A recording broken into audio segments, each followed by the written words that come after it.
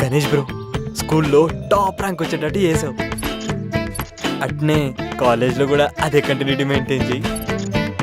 ఈ ప్రాసెస్లో ఏ దుష్ట శక్తి కళ్ళు నా మీద పడకుండా చూడు.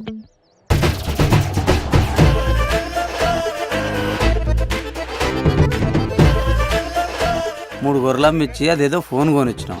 అది ఆయనకి ఏ రకంగా ఎక్కరవుతుందో మరి ఆ దేవునికే తెలవాలి. రాత్రి అంతా ఫోన్లో ఒకటే గుయ్యా గుయ్యా.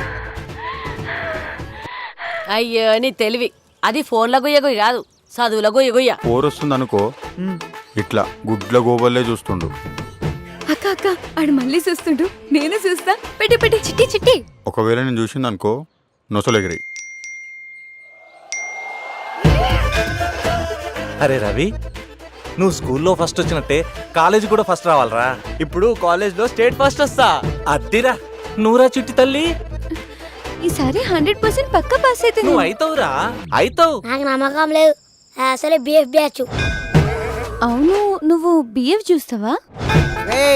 ఆ ననగబెట్టి ఏం చూపిస్తుర్రా? అరకబాటు ప్రవచనాలు బాబాయ్. ఈ సౌండ్స్ సేమ్ గా సౌండ్స్ లెక్కనే ఉన్నాయి కదా. ఏ సౌండ్స్ లెక్కనే? అదేనే బిఎఫ్. ఇప్పటి పిల్లలు కామాన్ని కడుపులో ఉన్నప్పుడే నేర్చుకుని వచ్చినట్టు. ఏ పద్మా, ఏందయ్యా? చిట్టి తెలియదే. లోపల చదువుకుంటుంది. చిట్టి తల్లి, అమ్మా చిట్టి తల్లి, చిట్టి తల్లి.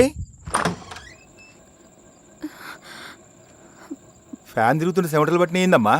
గాలి చక్కగా వస్తలేదు నాయనా. అట్లనా? ఈ నెల సిట్టి లేపి ఏసీ తెస్తలే అమ్మా. అన్నం తిందురా.